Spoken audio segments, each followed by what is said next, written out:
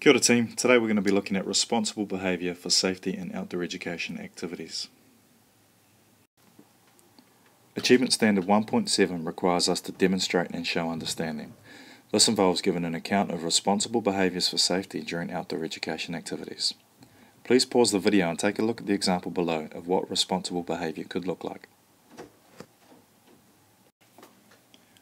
One way of showing in-depth understanding is to use something called the SRE technique.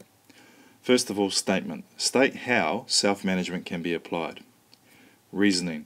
Provide reasons how and why self-management affected physical and/or emotional safety.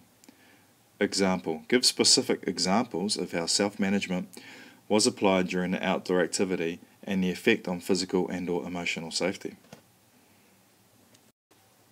Pause the video now, then read this example answer of how self-management could be applied to demonstrate and show understanding of responsible behaviour for safety using the SRE technique.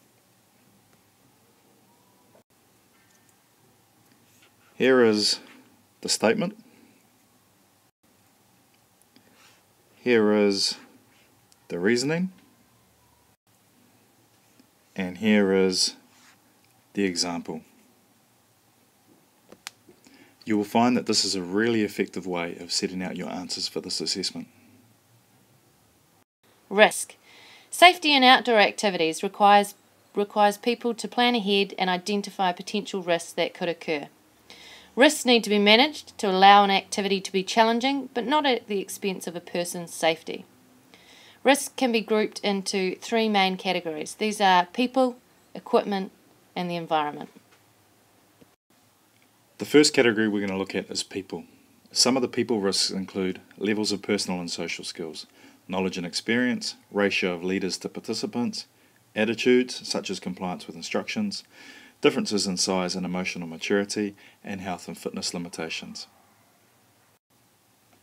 The second category is equipment. Examples of equipment risks include clothing and footwear, food and drink, transport such as vehicles or trailers, communication such as whistles, radios or cell phones, activity-specific equipment such as navigation gear, ropes, boats or skis, and safety equipment such as first aid kits, helmets or any survival equipment you might need. And finally we have the environment category. Now examples of environment risks include weather conditions, type of terrain such as bush versus mountain or beach or river, access to emergency services such as ambulance or dock rangers, wild animals and insects, consents and permissions from owners, and security and traffic density.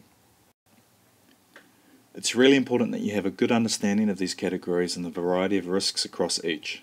Effective risk management involves finding strategies to minimize the chance of these risks occurring, but also being able to manage them when they do happen. Click on the pop-up to watch this brief video about risk management for paintball. Once you've done that, please ensure that you've completed your WISC and have it ready for your next class.